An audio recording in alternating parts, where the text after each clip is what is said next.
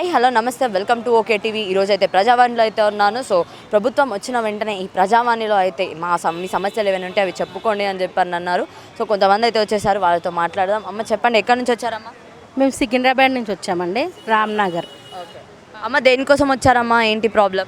Ration card అదే function apply చేద్దామని వచ్చామండి, డబుల్ బెడ్రూమ్స్ గురించి. ఓకే, ఇప్పుడే అప్లికేషన్ ఇచ్చామండి, చేస్తున్నారు. ఓకే, అంటే ఎప్పుడు అప్లై చేశారు మీరు రేషన్ కార్డ్కి? మేము మొన్న ఒకసారి పెట్టామండి, అదే మొన్న ప్రజాపాలన అని అప్లికేషన్స్ అప్పుడు పెట్టామండి. ఇప్పటి వరకు ఏం రాలేదండి రిప్లై దాని గురించి. సరే మళ్ళీ పెడదామని వచ్చామండి ఒకసారి ఇక్కడ ప్రజావాణిలో. అంటే ఇక్కడ ఓన్లీ ప్రాబ్లమ్స్ తీసుకుంటారు కానీ అప్లికేషన్లు తీసుకోరు కదమ్మా. అంటే దరఖాస్తులు ఇక్కడ తీసుకుంటున్నారండి లోపల. రేషన్ కార్డు లేదని చెప్పి పెట్టారా ఇప్పుడు మీరు? అవునండి. ఏమన్నారు లోపల మరి? అదే తీసుకొని అప్లికేషన్ సాయంత్రం ఫోన్కి మెసేజ్ వస్తుందని చెప్పారండి. చూడాలండి మరి. పెన్షన్ దేనికమ్మా? అది విడో ఫంక్షన్ అండి. ఓకే అండి. సో అసలు ఇంతకుముందు మీరు చేశారా అప్లికేషన్? లేదండి, అదే మొన్న ఎలక్షన్స్ అవ్వగానే ప్రజాపాలన అప్లికేషన్స్ వచ్చినాయి కదండి, దానికి అప్లై చేసాము. ఇప్పటి వరకు ఏం రాలేదండి రిప్లై దానికి, ఒకదానికి కూడా.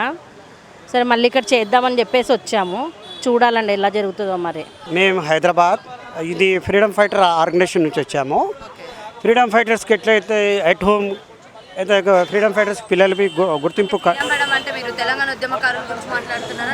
తెలంగాణ కాదండి, తెలంగాణ ఫ్రీడమ్ ఫైటర్సు సన్స్ ఏదైతే రజాకార్ మూమెంట్లో కొట్లాడారో, దేశానికి త్యాగం చేశారో, క్విట్ ఇండియా మూమెంట్లో వాళ్ళ పిల్లలకు అక్కడ ప్రధానంగా స్వేచ్ఛ ఇవ్వాలి, ఇంటికాడ గుర్తింపు కావాలి, ఫ్రీడమ్ ఫైటర్స్కి మెడికల్ ఫెసిలిటీస్ కావాలి, పిల్లలకు కూడా వాళ్ళు ముసలోళ్ళు అయిపోయారు, వాళ్ళకు గుర్తింపు ఉండాలి.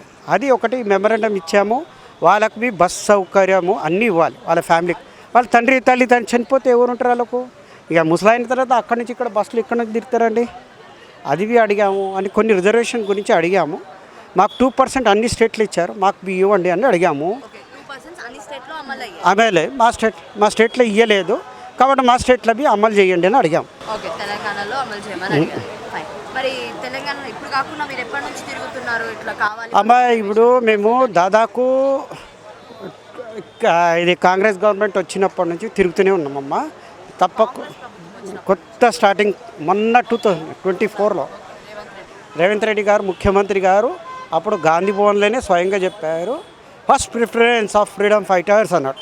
అప్పుడు 200 స్క్వేర్ యార్డ్ హౌస్ కట్టిస్తాము అని షవర్ అన్నాడు. అంటే అప్పుడు మేము అందరు బయటికి వెళ్ళారు. అంటే అప్పుడు అందరు ఫ్రీడమ్ ఫైటర్స్ అని వెరిఫై చేసుకోవడానికి వాళ్ళకు కూడా టైం పడుతుంది కదా? వెరిఫై కాదమ్మా, వాళ్ళకు ఆల్రెడీ ఏదైతే గవర్నమెంట్ జీవో ఉందో దాని ప్రకారంగానే బేసిక్గా ఇస్తామని చెప్పాడు.